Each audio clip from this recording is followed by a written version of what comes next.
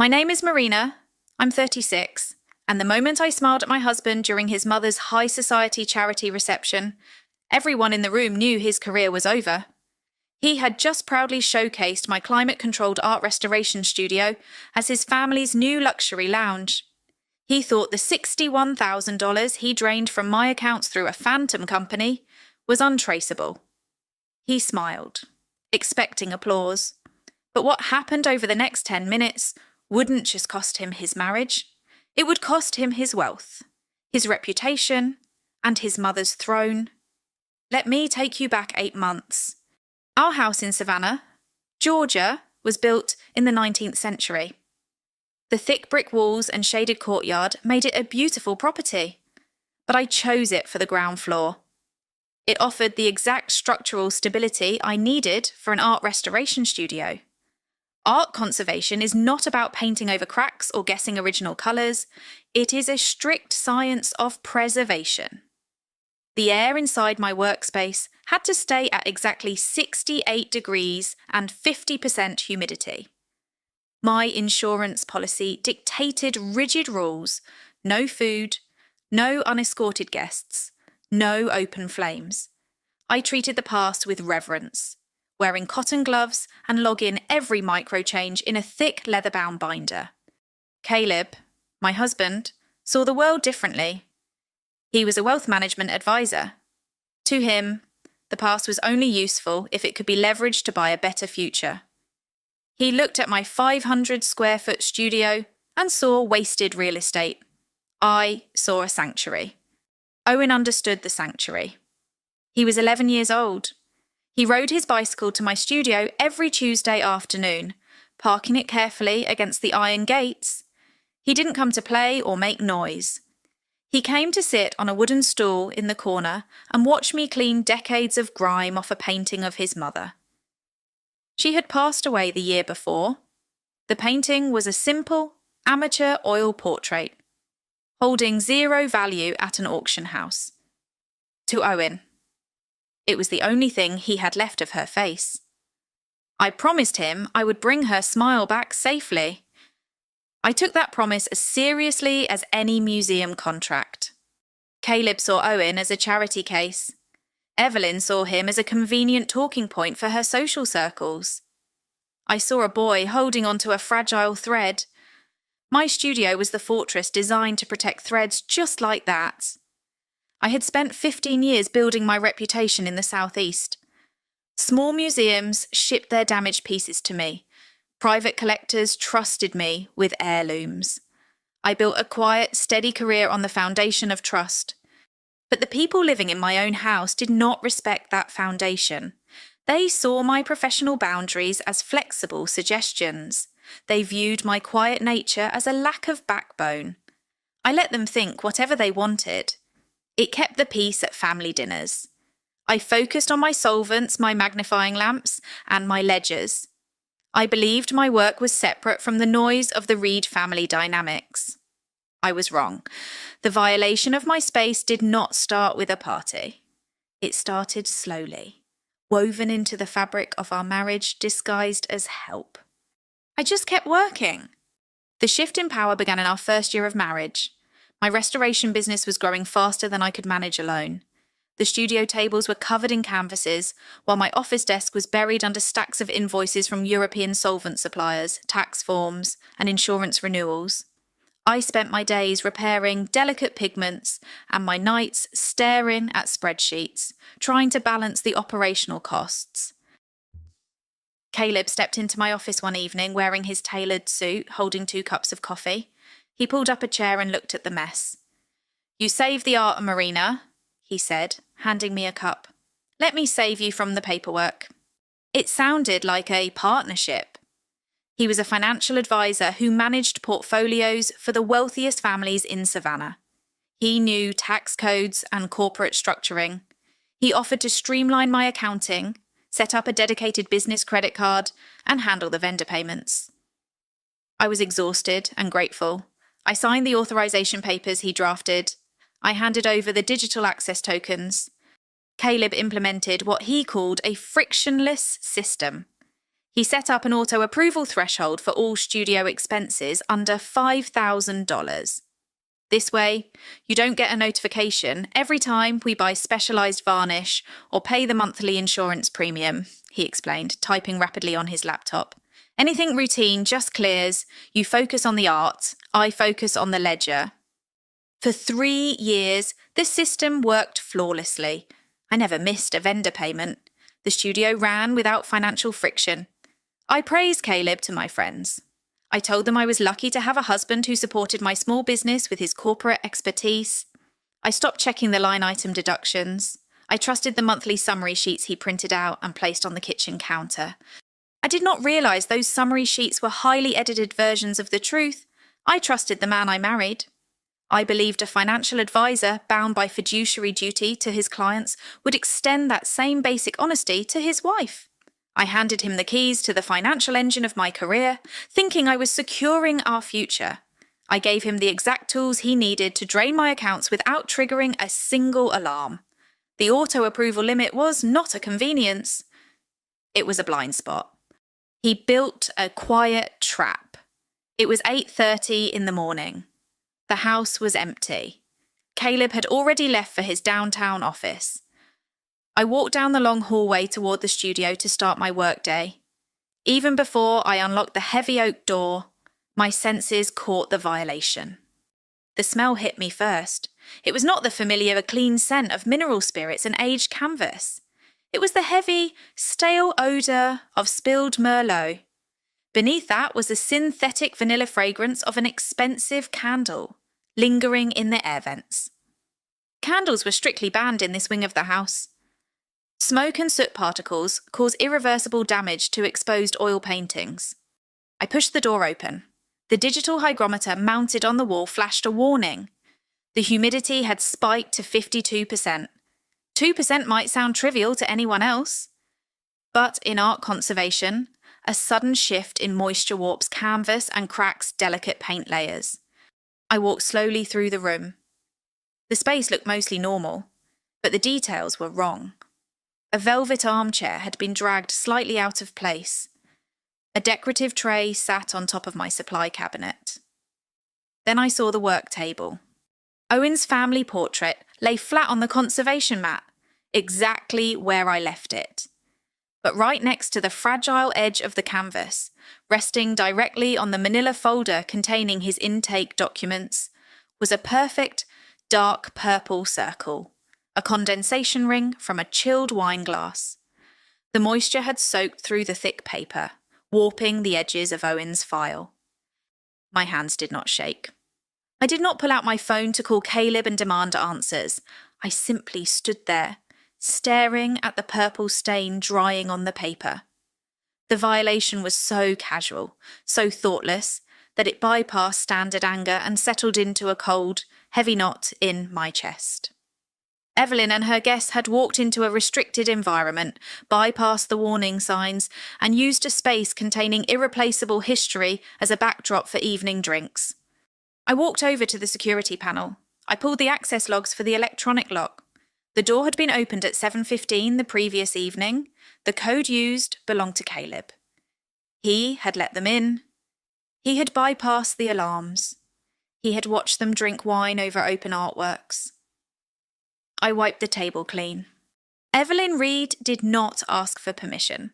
She operated on the assumption that permission was already hers by right. She was the former chairwoman of the Savannah Heritage Society, a position she held onto tightly long after her official term expired. She hosted galas, dictated seating charts, and maintained a flawless image of generational wealth. The problem was, the wealth was mostly historical. The Reeds had a recognisable name, a beautiful house, and a long list of social obligations. They did not have the liquid cash to support the lifestyle Evelyn demanded. That was why Caleb worked so aggressively to build his client list. He needed to manage real money to fund his mother's illusion of it.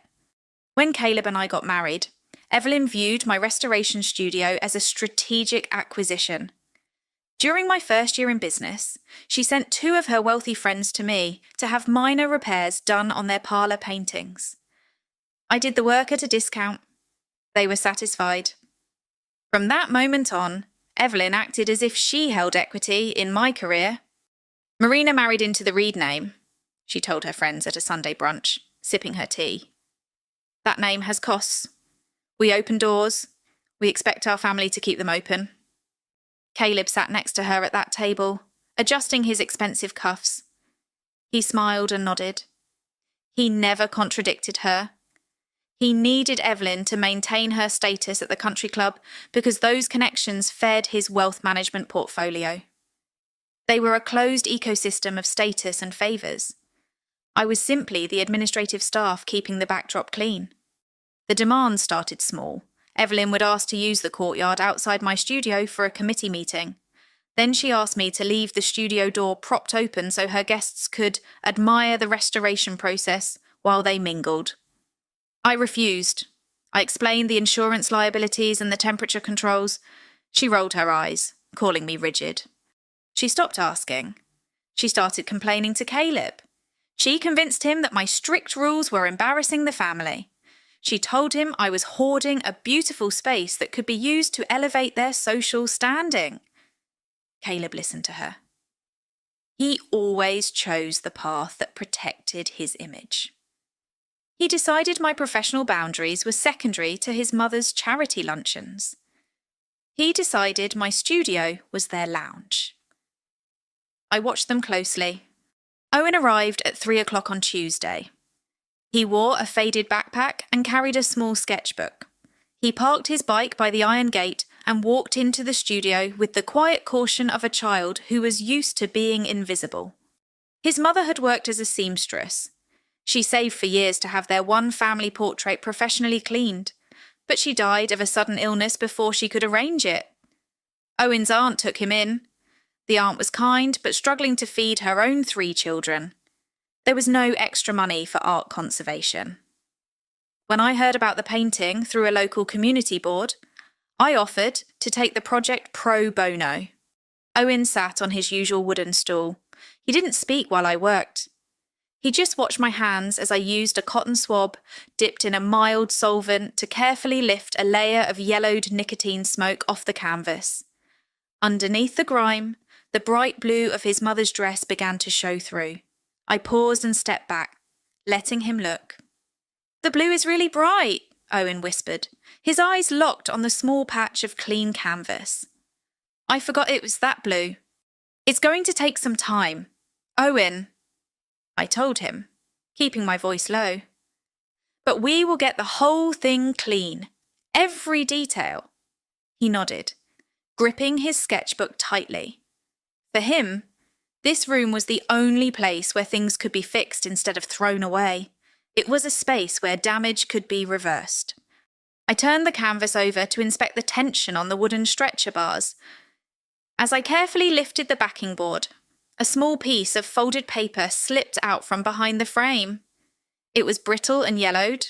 I caught it before it hit the floor. I unfolded it on the clean table.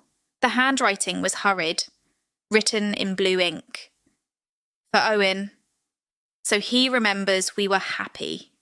It wasn't a historical artifact. It held 0 market value. It was just a note from a dying mother who wanted to leave her son a proof of joy. I looked at the dark purple wine ring still faintly visible on Owen's manila folder on the adjacent desk. Evelyn had stood over this canvas. She had rested her drink on this child's tragedy so she could impress 3 women who would forget her name in 5 years. The contrast made my chest tight. I carefully placed the note back into a protective archival sleeve. I sealed it. I looked at Owen, who was still staring at the patch of bright blue paint. I knew exactly what I was protecting. It was not just canvas and pigment. It was the dignity of people who could not fight back. I picked up my phone. I carefully slipped the yellowed note into an archival polyester sleeve. The paper was brittle and acidic, carrying the invisible decay of time. My studio was built to halt that decay. I pressed the seal closed, securing the fragile piece of history. I picked up my phone and dialed the security firm that monitored our historic Savannah property. I requested an immediate revocation of Caleb's electronic access codes to the ground floor. The operator asked for my administrative PIN. I provided the numbers I had used for 4 years. The line went silent for a moment. The operator returned, her tone apologetic. She informed me that my PIN was no longer valid for administrative changes. Caleb had restructured the security contract 6 months prior. He had transferred primary ownership to his own name, citing a corporate tax consolidation strategy. I ended the call. The silence in the room felt different now. It was not the quiet of a sanctuary. It was the quiet of a cage. The heavy oak door swung open. Caleb walked in, still wearing his tailored suit from the office, holding a brass tape measure. He surveyed the climate-controlled space, his eyes skipping over the specialised lighting and landing directly on Owen's canvas. He sighed. He called the painting a depressing eyesore. He said it disrupted the aesthetic flow of the room and made the house feel like a thrift store. I picked up the sealed note from the table. I kept my voice perfectly level. I explained that the canvas belonged to an 11-year-old boy.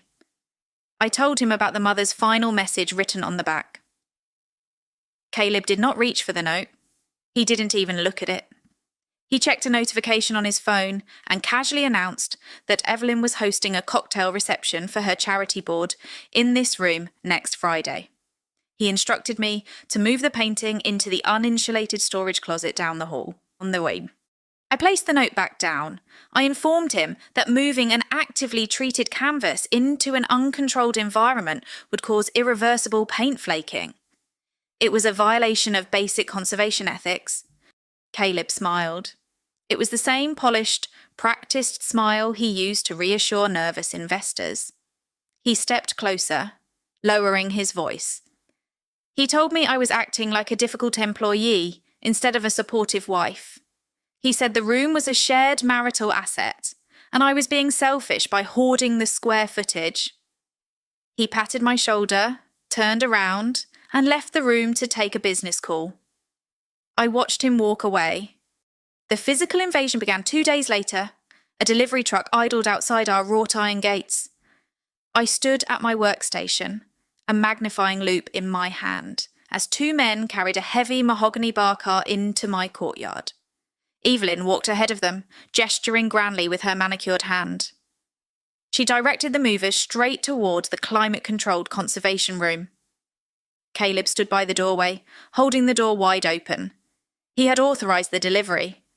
The movers dragged a pair of tufted velvet armchairs across the reclaimed wood floor. The heavy fabric scraped against the boards, leaving faint scuff marks. Paige followed closely behind them. She held her phone high on a stabilising gimbal, recording a video for her followers. She narrated the chic transformation of her mother's new charity lounge, framing my antique tools and specialised solvents as quaint background props. I did not raise my voice. I did not ask them to stop. I looked at the digital hygrometer mounted on the wall. The heavy oak door was propped open to the humid Georgia afternoon. The numbers on the screen ticked upward. 48%, 50%, 54%. Evelyn placed a stack of glossy donation brochures directly next to a sterile tray of surgical scalpel blades. She didn't acknowledge my presence. She navigated the space as if I were a hired contractor standing in her way. The new velvet chairs were a severe environmental hazard. New upholstery emits volatile organic compounds, chemicals that interact dangerously with exposed varnishes. The bar cart held glass decanters and heavy liquor bottles. The room was no longer a laboratory. It was a stage for Evelyn's social performances. I pulled out my phone and took a photograph of the digital hygrometer. I took a photograph of the bar cart. I took a photograph of the propped door. I documented the scene with the exact objective precision I used to photograph a damaged canvas before beginning a restoration. I did not argue with Evelyn. I did not plead with Caleb to intervene. I let them arrange their velvet chairs and their crystal glasses. The sanctuary was officially breached. It was 1:15 to midnight. The house was quiet. Caleb was asleep in the master bedroom upstairs. I sat alone at my desk in the dark, the glow of the monitor illuminating my face. I had spent the last 2 hours reviewing the few financial statements I could still access through the banking portal. I had 2 critical pieces of information. I had the physical violation of my workspace, and I had the mysterious credit card charge. $3,200 billed to a vendor I never used, categorized as Italian wood framing. I opened my email client. I could have walked upstairs and started a fight. I could have thrown the credit card statement on the bed and demanded an explanation. Instead, I drafted an email to Caleb's personal address. A written communication established a timeline. It offered a firm boundary. I kept the text brief and factual. I typed, "Remove the bar cart and the velvet chairs by tomorrow morning. Explain the $3,200 charge on the studio account. Restore my administrative access to the security panel. We can keep this private." It was a bridge. It was a chance for him to admit the overstep, correct the error, and preserve our marriage. I read the words twice, ensuring there was no emotion, no accusation, just a clear path to resolution. I clicked send. I stayed awake, watching the digital clock on the bottom of the screen tick forward. At 6 o'clock in the morning, my phone buzzed on the desk. Caleb was awake. His reply contained exactly 2 sentences. "Stop acting like a dramatic museum guard. Mom is expanding our network, and the charge is just business overhead." He did not apologize. He did not explain the vendor. He dismissed my professional boundaries and validated his mother's entitlement in a single breath. He chose to protect his image over our partnership. He believed his background in finance made him smarter than me. He assumed my silence was submission. He had no idea how a conservationist handled decay. I closed the laptop screen. The phone rang on Thursday afternoon. The caller ID displayed a New York area code. It was Diane, the senior underwriter for my commercial art insurance policy. Her voice was sharp and devoid of pleasantries. She asked if I was still operating a Class 1 conservation facility at my registered address. I confirmed that I was. She sent me an email containing a single link. It was Paige's social media reel. I clicked play. The video showed Paige holding a half-empty glass of champagne, leaning casually over a work table in my studio. In the background, clearly visible, was Owen's unprotected painting. Diane recited Section 4 of my policy contract: unauthorised access, presence of liquids, unsecured environmental controls. She spoke with the cold authority of corporate risk management. She informed me that my policy was suspended, pending an emergency review. She gave me 48 hours to submit a comprehensive site inspection report and proof of environmental stabilisation. If I failed, the policy would be permanently voided. Without that specific insurance coverage, I could not legally accept commissions from any museum or private gallery. I would lose my accreditation. My 15-year career was hanging by a thread. Caleb had not merely insulted my workspace to appease his mother. His arrogance had triggered a corporate mechanism that could shut down my business overnight. He had handed Paige the key, and she had broadcast the violation to the world. I stared at the frozen frame of the video. The champagne glass hovered inches from the fragile oil paint. I thanked Diane for the call and assured her the report would be filed. I set the phone down on the table. My hands were cold. The reality of the situation crystallized in my mind. This was no longer a domestic dispute over territory. It was a direct threat to my livelihood. My business was bleeding out. Friday afternoon arrived with a heavy, oppressive heat. Owen stood in the doorway of the studio. He didn't walk over to his usual wooden stool. His shoulders were slumped, and his small hands gripped a cracked smartphone. His aunt had seen Paige's video on a local community page and showed it to him. He walked toward me slowly, holding the screen out. The video looped silently.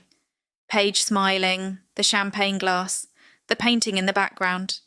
The caption read, "A tragic little heirloom saved by our family's charity vision." Owen looked up at me. His eyes were wide, rimmed with red, filled with a quiet, devastating confusion. "Did they think my mom was decoration?" he asked. The question carried a weight that no structural support could hold. It shattered the last remaining fraction of my patience. Evelyn had not just claimed a room, she had taken a child's private grief and packaged it as a prop to inflate her own social currency. I looked at the boy standing in front of me. I looked at the velvet chairs mocking us from the corner of the room. I took the phone from his hands. I knelt down to his eye level. I kept my voice steady, projecting a certainty I needed him to feel. I told him that nobody would ever touch his mother's painting again. I promised him that the space would be cleared.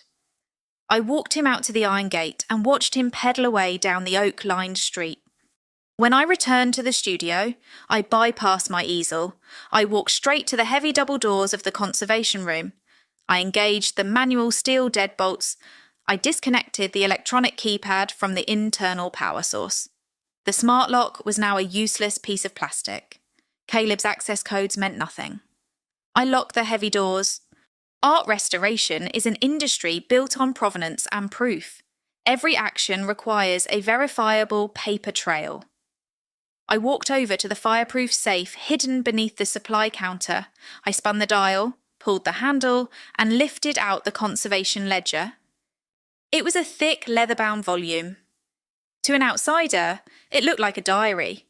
In my profession, it was a legally binding document recognised by insurance adjusters, auction houses, and courts of law. It contained the meticulous history of every piece of art that entered my custody. It logged the temperature at hourly intervals. It recorded the exact chemical composition of every solvent applied. It documented the precise time a piece was moved, the reason for the movement, and the signature of the person handling it. I carried the heavy book to my desk and opened it to a fresh page. I picked up a black archival pen. I logged the unauthorised entry. I recorded the humidity spike to 58% caused by the prop door. I noted the introduction of the velvet chairs and the bar cart, listing them as environmental hazards. Then I opened my laptop. If Caleb thought he could use his financial expertise to erase his tracks, he severely underestimated the training of an archivist. A wealth manager looks at numbers to predict the future. A conservationist looks at layers to reveal the past. I requested the raw data logs from the security system's cloud server. I printed out the bank statements I could still access. I laid the papers out on the desk, aligning them next to the open ledger. I began cross-referencing the access timestamps with the humidity spikes and the vendor charges. The numbers told the truth. The system Caleb built was designed to be invisible. He had configured the accounting software to filter any transaction under $5,000 into a secondary approval queue. That queue did not send alerts to my phone. It bypassed my weekly summary reports. It simply paid the vendor and buried the receipt deep in the digital archives. It was an elegant piece of corporate engineering. I sat at my desk and pulled the raw data for the last 8 months. I ignored the summarised charts and went straight to the line item ledger. I looked for the anomaly. In art conservation, you find the damage by looking for the disruption in the pattern. A crack in the varnish always follows the stress point of the canvas. I found the stress point in November.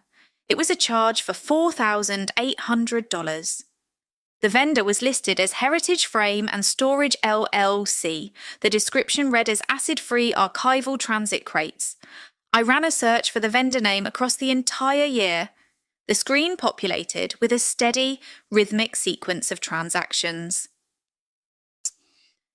$4,900 in December for climate stabilisation materials. $4,500 in January for specialised Italian wood moulding. $4,700 in February. The withdrawals occurred every single month, always hovering just beneath Caleb's arbitrary $5,000 threshold. They were small enough to escape an annual audit, but consistent enough to drain a business over time. I added the numbers on a legal pad. The total cash withdrawn from my operating account was $61,700. I opened a separate tab and checked the business credit card Caleb had opened for emergency studio expenses. The balance was maxed out, $19,400 in debt, accrued over the same 8-month period, all charged to the same vendor. Caleb had not just taken my liquid capital, he had leveraged my company's credit to finance a ghost. I opened my physical conservation ledger. I turned to the shipping and receiving logs for November through June. My studio is a secure facility. Nothing enters or leaves without a signature, a timestamp, and a condition report. I ran my finger down the pages. 0 deliveries from Heritage Frame and Storage LLC, 0 crates received, 0 Italian wood moulding processed into inventory. Caleb had billed my company for $81,100 in materials that never existed. He had processed the payments through the financial architecture he insisted on building to save me time. He used my dedication to my craft as the perfect cover for his theft. I looked at the final sum written in blue ink on my legal pad. It was more than enough to trigger a federal investigation for wire fraud. I did not confront him. I did not walk upstairs and throw the papers at his feet. I carefully stacked the printed bank statements and placed them inside a fresh manila folder. I slid the folder into the fireproof safe next to my ledger. I spun the dial. The next morning, Caleb left the house at 7:30, adjusting his silk tie and kissing my cheek. He told me he had a long day of client portfolio reviews. He told me to relax and enjoy the house. I waited until his car turned the corner at the end of our street. I picked up my keys and drove to the address listed on the Heritage Frame and Storage LLC invoices. The paperwork described a premium art logistics facility. The zip code belonged to a commercial district on the outskirts of Savannah, near the industrial park. I pulled into a cracked asphalt parking lot. There was no climate-controlled warehouse. There was no loading dock for fine art transit. The address belonged to a faded strip mall situated between a discount dry cleaner and a vacant storefront. I walked up to the glass door of Unit 4. The sign above the door read Mailbox and Shipping Centre. I stepped inside. The air smelled of cardboard and cheap coffee. A teenager with headphones sat behind the counter, sorting letters into a wall of small brass boxes. I looked at the LLC registration document on my phone. Suite 4, box number 212. I found the brass box on the wall. It was 3 inches wide. It could not hold an acid-free archival crate. It could barely hold a standard catalogue. I walked back to my car. I sat behind the steering wheel and opened the web browser on my phone. I typed in the URL listed on the vendor invoice. The website loaded quickly. It featured a sleek, minimalist design with scrolling images of gilt frames and pristine museum storage racks. I held my finger on the main banner image and selected the option to search the image source. The results populated instantly. The photograph belonged to a stock image agency. It was purchased for $12. I checked the domain registry for the website. It had been created 9 months ago, exactly 2 weeks before the first fraudulent charge appeared on my studio credit card. The company was a phantom. It was a digital shell designed by a financial advisor who understood exactly what an accountant wanted to see on a balance sheet. Caleb had built a fake vendor, routed the payments to a rented mailbox, and cashed the checks. He assumed I would never leave my magnification lamps to verify the address. He assumed I was too focused on the past to notice the present. I took a photograph of the strip mall. I framed the shot to include the dry cleaner and the mail centre door. I saved the image to an encrypted folder on my phone. I started the engine and drove back to the historic district. I had the location. I walked into the house through the kitchen entrance. The heavy afternoon heat of Savannah lingered in the hallway. I stopped by the marble island to pour a glass of water. From the home office down the hall, I heard Caleb's voice. The door was slightly ajar. He was speaking on speakerphone. I stood motionless by the refrigerator. I did not try to hide, but I did not announce my presence. "She has an obsessive attachment to that room," Caleb said. His tone was measured, reasonable, radiating the calm authority of a man managing a difficult client. "It is a textbook control issue. She refuses to allow any social integration or business expansion. The space is largely wasted on minor hobby projects."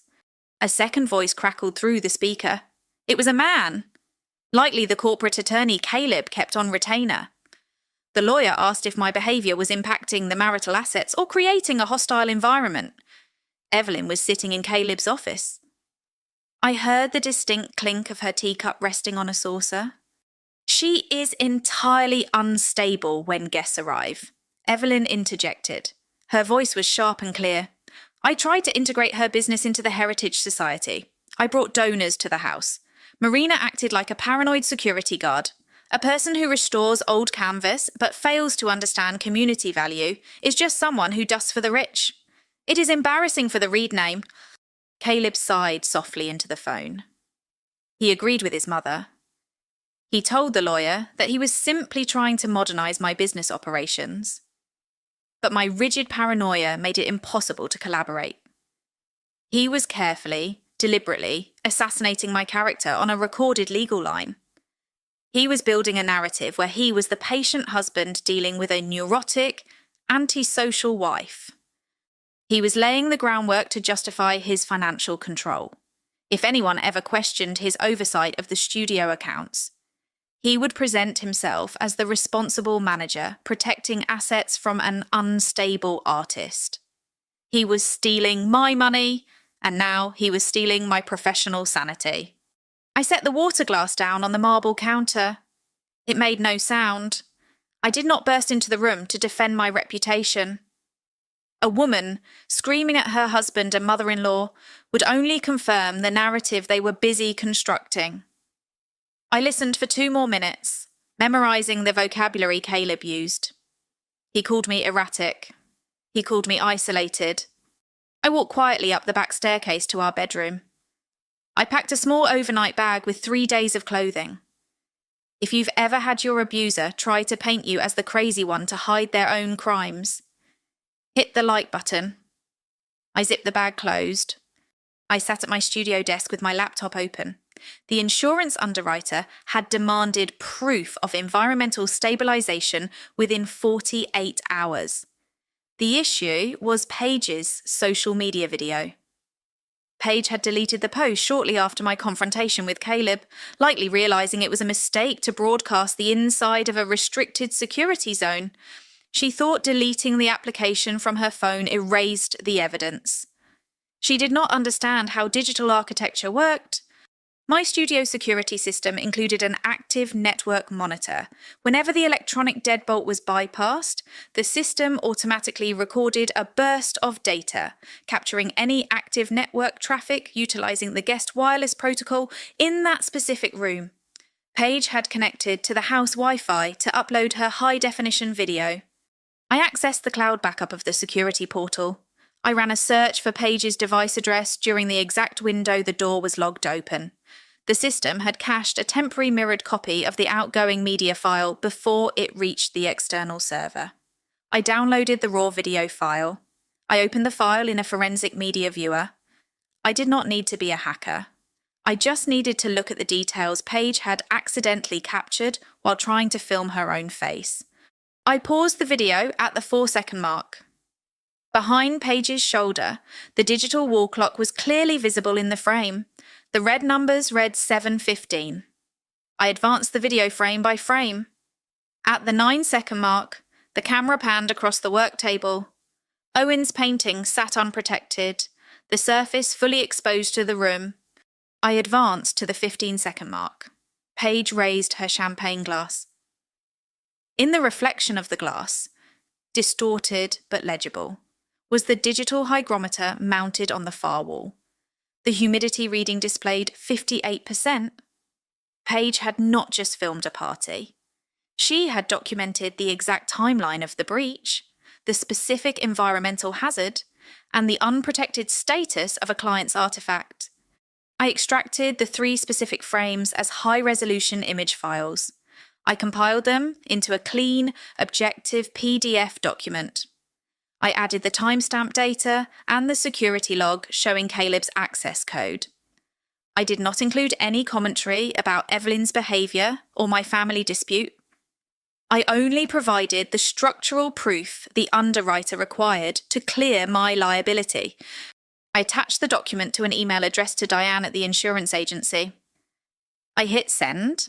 Paige's vanity had provided the exact forensic evidence I needed to save my professional accreditation.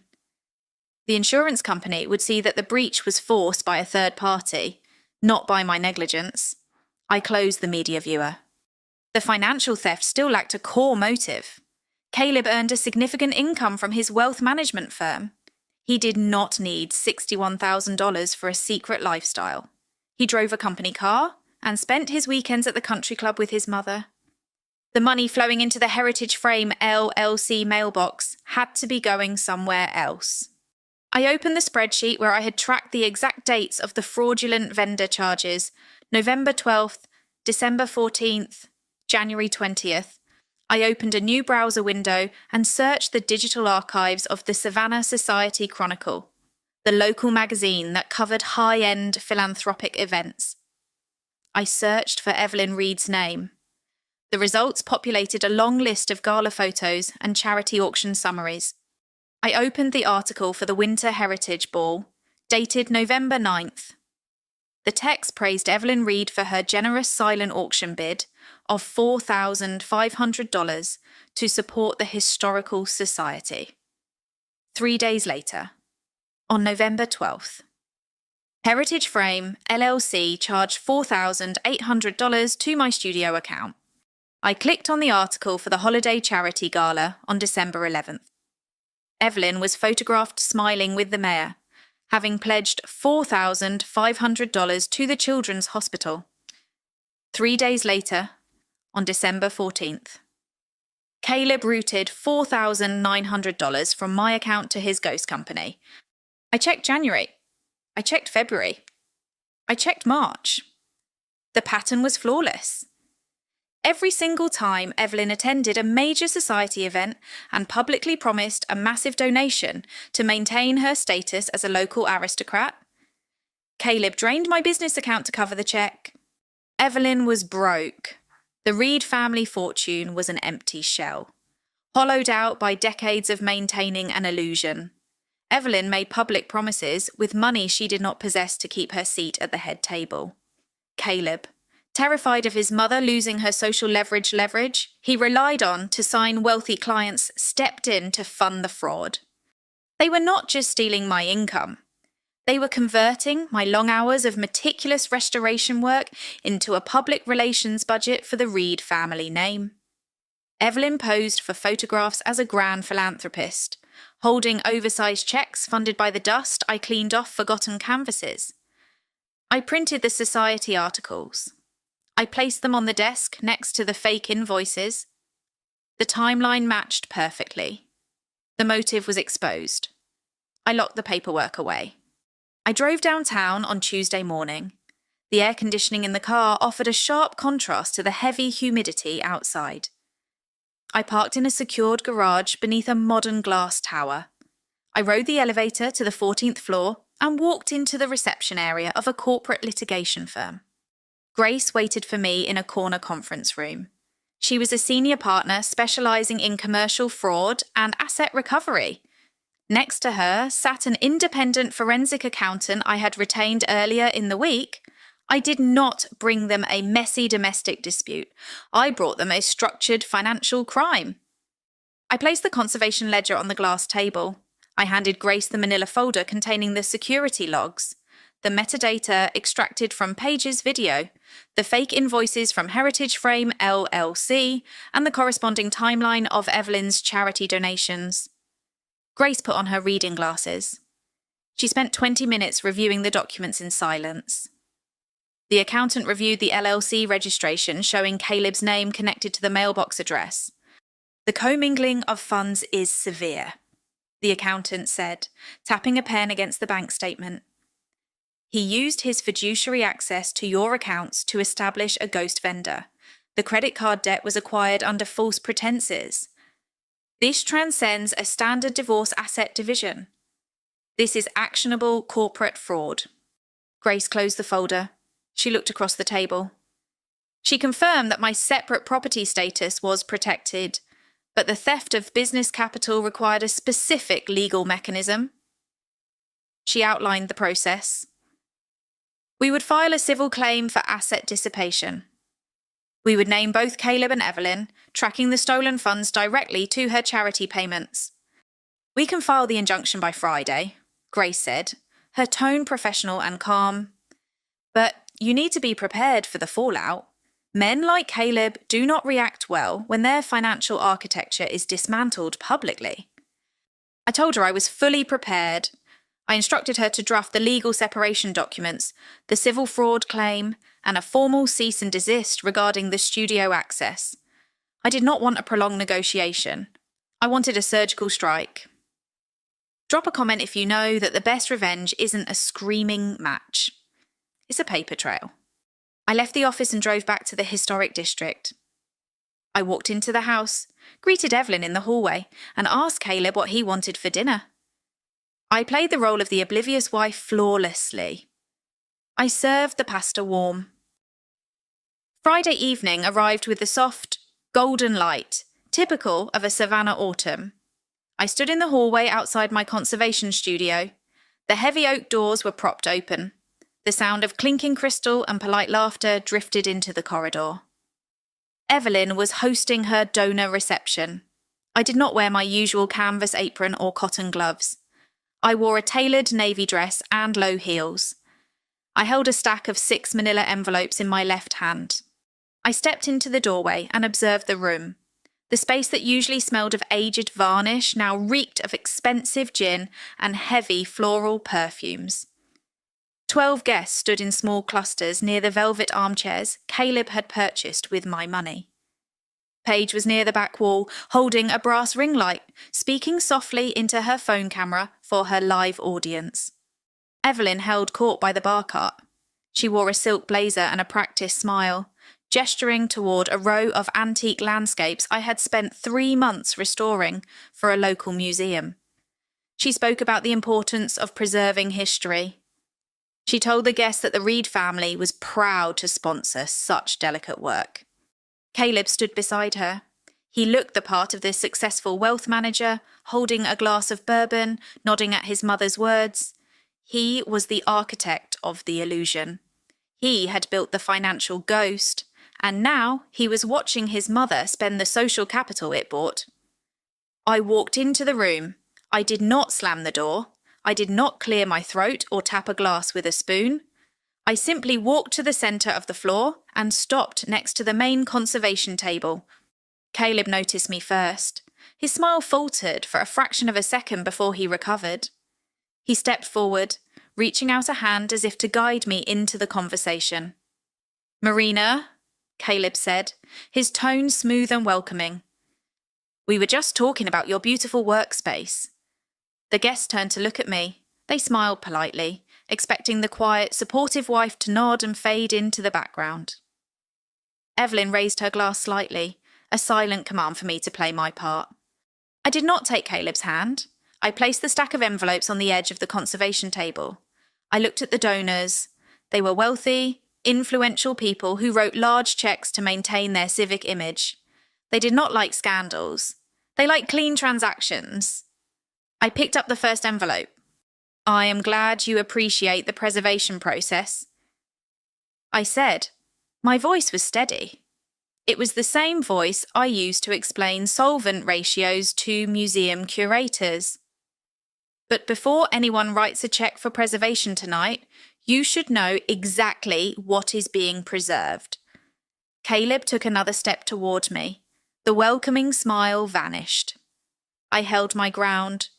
I handed the first envelope to a local real estate developer standing to my right. I handed the second to the chair of the Historical Society. I moved methodically around the circle, distributing the remaining envelopes until all 6 were held by Evelyn's key donors.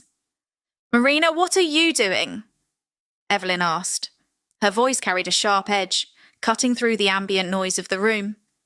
Paige lowered her ring light, the camera still recording. "I am providing transparency," I replied. "Please, open the folders." The real estate developer pulled the tab on his envelope. He slid out the staple packet of papers.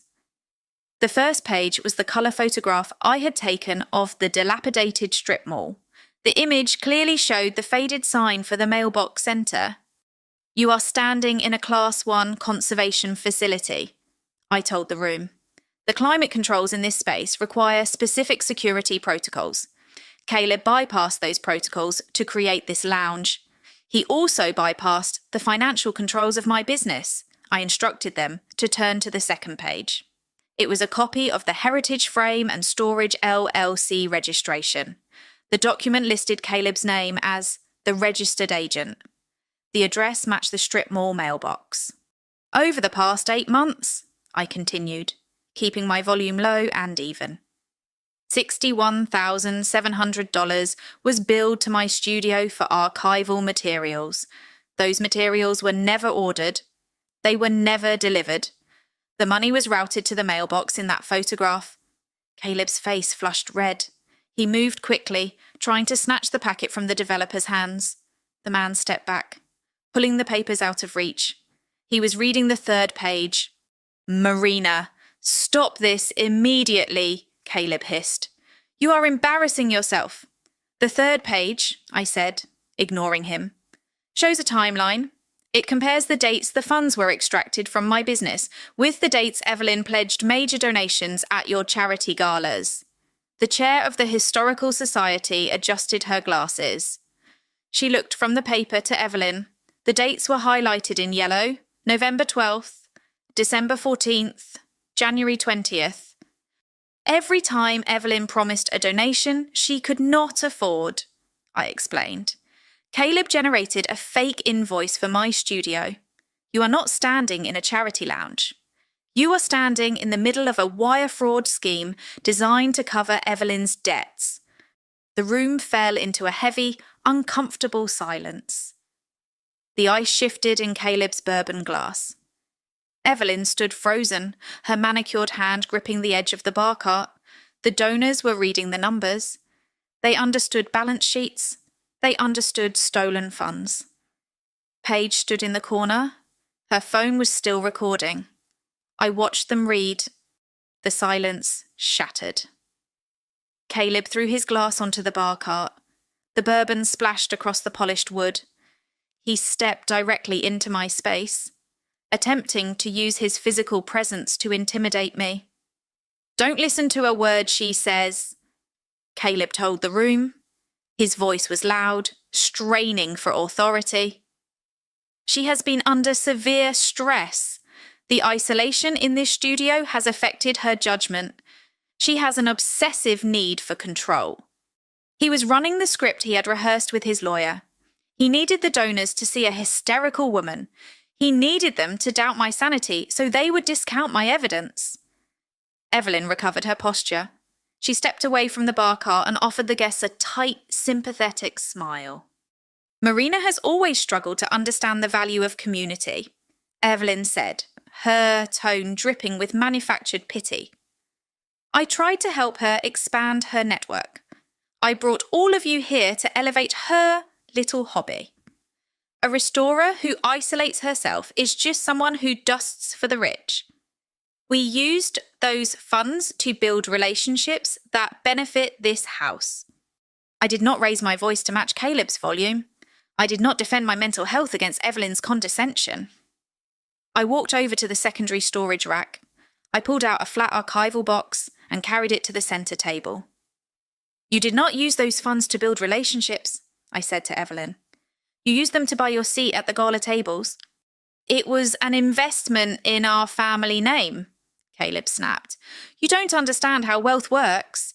The money stayed in the family. It was a business expansion strategy. You are blowing a minor accounting shift out of proportion because you hate sharing this room." He was doubling down. He believed his corporate jargon could mask the reality of the forged invoices. He thought the donors would accept a creative accounting excuse to avoid a scandal. The real estate developer dropped the packet onto the table. He looked at Caleb with cold disgust. A fake LLC is not an accounting shift. Caleb, the man said quietly, it is a felony. Caleb opened his mouth to reply, but the words failed to form. The polished wealth manager realised his audience was no longer buying the pitch. He looked at Evelyn. Evelyn looked away, staring at the floorboards. I unlatched the archival box. I lifted the lid of the archival box. Inside lay Owen's family portrait. It was still damaged, the blue dress only partially revealed through the grime. Next to the painting, I placed the manila folder. The dark purple water ring from Evelyn's wineglass was stark against the pale paper. I looked at Evelyn. 3 days ago, I said, you brought guests into this room. You placed a wet glass directly onto a client's file. You allowed Paige to record a video inches from an unprotected canvas. Paige shifted uncomfortably against the back wall. She finally lowered her phone. It's just an old painting, Evelyn muttered, though her voice lacked its usual arrogance. It belongs to an 11-year-old boy. I replied, his mother died last year. This canvas is the only physical record he has of her face. You took a child's private grief and used it as a prop to look charitable on social media. The chair of the Historical Society looked at the purple stain on the folder. She looked at Evelyn, then turned around and picked up her evening bag from the velvet chair. I looked at Caleb. He was staring at the painting, realising that the narrative had slipped entirely out of his control. He could argue about accounting shifts and business expansions. He could not argue against the tangible proof of his mother's cruelty. You didn't take my money first, Caleb, I told him. The room was perfectly still. You took the only place where people trusted me to protect their memories. The real estate developer did not say another word. He turned and walked out of the studio. The other guests followed him in a quiet, rapid exodus. They moved past Evelyn and Caleb without offering a goodbye. They wanted to distance themselves from the fraudulent LLC and the stolen funds before the fallout began. Within 2 minutes, the charity lounge was empty of guests. The front door of the house clicked shut. Evelyn sank into one of the velvet chairs, her hands trembling in her lap. Paige stood frozen, staring at the screen of her phone. Caleb stood in the centre of the room, surrounded by the physical evidence of his crimes. He had no charm left to deploy. He had no audience left to manipulate. I have filed a civil claim for asset dissipation, I said to Caleb. My lawyer has the original ledger. I turned off the main lights. The following Monday morning, I sat in Grace's downtown office. She slid a thick document across the glass conference table. It was a formal response from the corporate defence attorney Caleb had hired over the weekend. Caleb was executing his final move. I opened the folder. It contained a glossy 50-page document titled Heritage Arts Salon, a Strategic Expansion Plan. His counsel is arguing that the funds were never stolen, Grace explained, tapping a manicured finger on the cover. They claim Caleb was acting as your financial proxy to develop a high-end networking space. The LLC was supposedly created to manage the renovation logistics. They are framing the $61,000 as a legitimate business investment. It was a clever legal fiction. If Caleb could prove the money was spent to improve the marital business, the fraud charges would dissolve into a standard divorce dispute over asset management.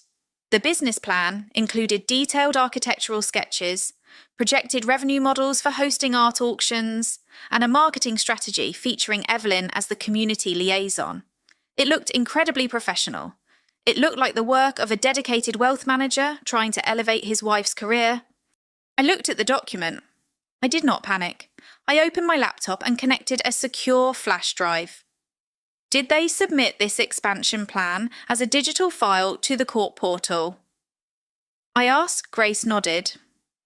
They uploaded the PDF yesterday evening to establish intent. I smiled. Caleb understood financial markets, but he did not understand digital conservation. I pulled up the metadata analysis report my forensic accountant had generated from the court's digital portal early that morning. I turned the laptop screen toward Grace. A PDF file carries an embedded creation timestamp. I pointed to the highlighted line on the screen. Caleb's business plan was created on Saturday afternoon, exactly 14 hours after I confronted him at the donor reception. Grace leaned forward, studying the data. He didn't write an expansion plan 8 months ago, I said. He wrote a defense strategy 2 days ago. He backdated the title page, but he couldn't change the foundational code of the file. Grace picked up her desk phone. She dialed the number for Caleb's defense attorney. She did not bother with pleasantries. She read the timestamp data directly from the screen. She informed him that submitting fabricated documents to a federal court constituted perjury. The call lasted less than 3 minutes. Caleb's lawyer formally withdrew his representation by noon. The counterattack was over. The collapse of the Reed family illusion was swift and heavily documented. Without legal representation willing to defend the forged business plan, Caleb was forced to settle the civil claim. He signed an agreement in accepting total liability for the $81,000 drained through the Phantom LLC. The debt would be garnished from his personal wealth management accounts. The financial penalty was severe. But the professional damage was fatal. The compliance department at his brokerage firm flagged the civil fraud filing. Financial advisors cannot maintain their licenses with documented history of creating shell companies to misappropriate funds. Caleb was placed on indefinite administrative leave. He emptied his desk on a Thursday afternoon. Evelyn's punishment was far more public. The chair of the Historical Society did not keep the events of the donor reception a secret. Whispers moved rapidly through the Savannah country clubs. The final blow came when Paige, terrified of my lawyer's threat to sue for copyright infringement over the unauthorized recording of a client's artifact, posted a tearful apology video. Paige admitted that the charity lounge was an unapproved staging area. She confessed that the painting belonged to a grieving child. The local community board reacted immediately. Using an orphan's tragedy to farm social media engagement crossed a line that polite society could not ignore. Evelyn was asked to quietly resign from her remaining committee seats. She received a formal letter from the charity board thanking her for her past service and explicitly banning her from hosting future events under their name. She lost her seat at the head table. She was reduced to sitting in her quiet house, cut off from the network she had spent decades trying to control.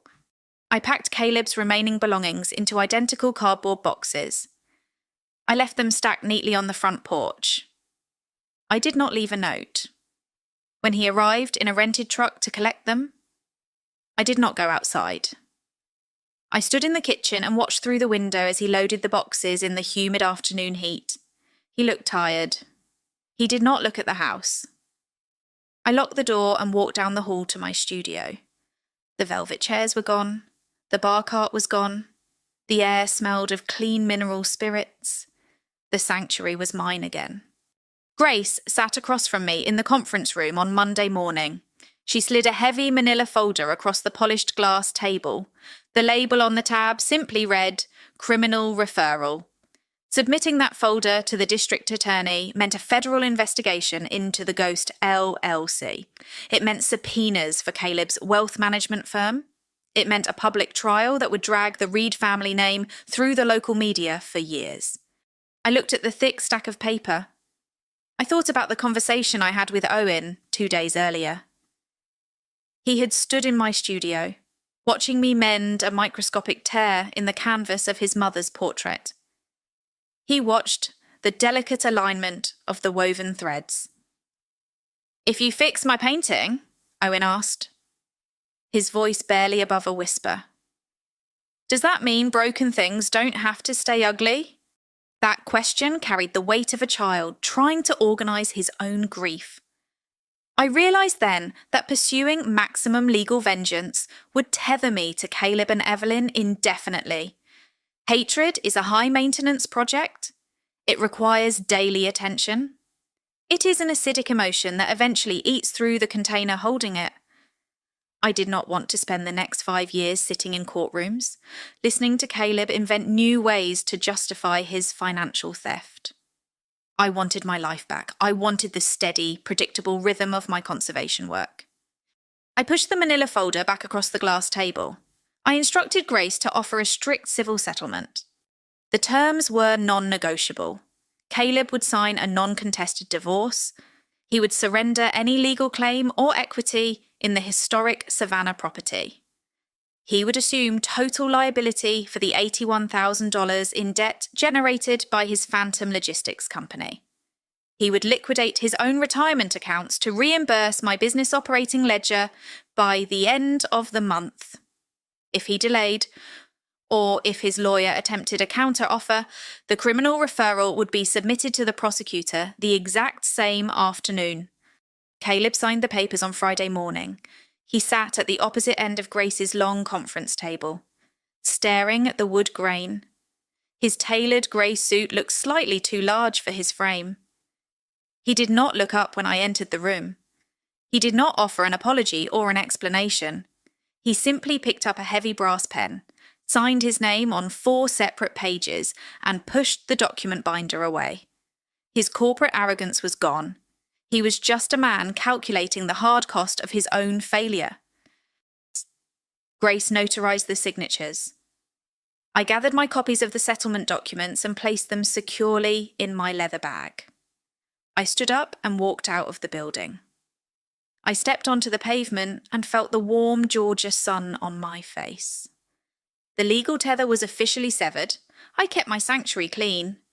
Autumn arrived in Savannah with a welcome drop in humidity and a cooling breeze off the river. I spent the first 2 weeks of September redesigning the ground floor of my house. The space Evelyn had hijacked for her charity lounge underwent a functional conversion. I removed the heavy velvet drapes and installed UV-filtered museum glass in the tall windows. I ordered modular steel workbenches and adjustable daylight lamps. I did not return the room to a private storage closet. I transformed it into a teaching space. I launched a weekend workshop program called Memory Preservation Saturdays. The sessions were designed specifically for local children who had lost a parent or a primary caregiver. They did not bring valuable oil paintings or museum artifacts. They brought the physical anchors of their own histories. A girl named Lily brought a stack of faded recipe cards written by her grandmother. The ink was smudged, and the paper was highly acidic, brittle to the touch.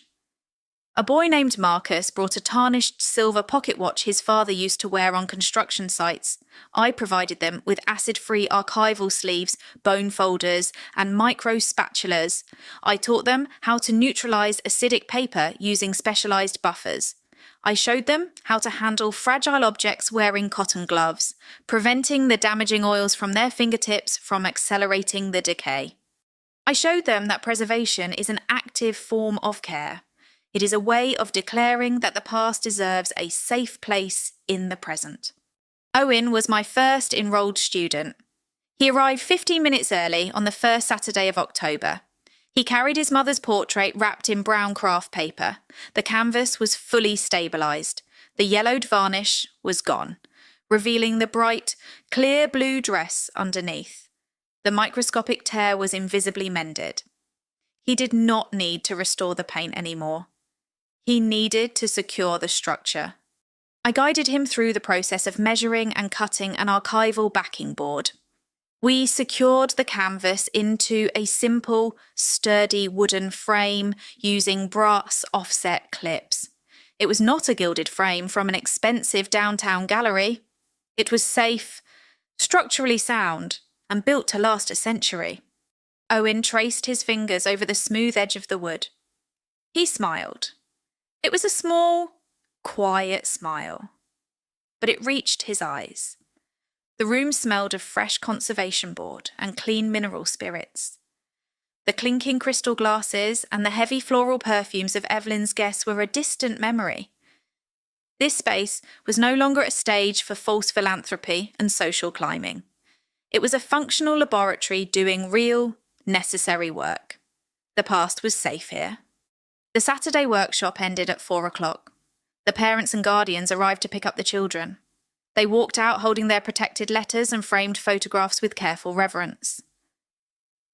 I spent the next hour cleaning the steel workbenches and organising the hand tools. I wiped down the micro spatulas and logged the remaining solvent inventory in my secondary ledger. By 6 o'clock, the historic house was quiet. I walked through the main conservation studio, the rubber soles of my shoes quiet against the reclaimed wood floor. I checked the digital hygrometer mounted near the heavy oak door. The numbers glowed a steady, reassuring green. 50% humidity. 68 degrees. The environment was perfectly balanced. I walked over to the fireproof safe under the counter. I locked the thick leather conservation ledger inside. The heavy steel door clicked into place, securing the record of my work. Caleb and Evelyn had viewed this room as a wasted financial opportunity. They saw my professional boundaries as an obstacle to their networking. They believed that value was determined strictly by an audience. They thought a room only mattered if influential people were standing inside it, holding expensive drinks and writing large checks to maintain a social facade. They were wrong. Value is not dictated by the local country club or the wealthy donors on a charity board. Some things are not valuable because the world wants them. They are valuable because one person cannot afford to lose them. A smudged recipe card, a scratched pocket watch, a small, cracked portrait of a mother wearing a bright blue dress. My studio existed to protect those fragile anchors from the relentless friction of time. I had defended my perimeter using the very tools my husband had mocked. I used ink, timestamps, and objective documentation to dismantle their financial fraud. I secured my livelihood, protected a child's grief from exploitation, and evicted their toxic entitlement from my home. I stood in the centre of the room and listened to the steady hum of the climate control system. It was the sound of stability. It was the sound of a space functioning exactly as it was designed. I walked out of the studio and into the long hallway. I did not feel the need to look over my shoulder and check the locks. The threat was eliminated. If you believe that protecting memories is more important than pretending to be wealthy, share this story with someone who needs to hear it. I locked the front door.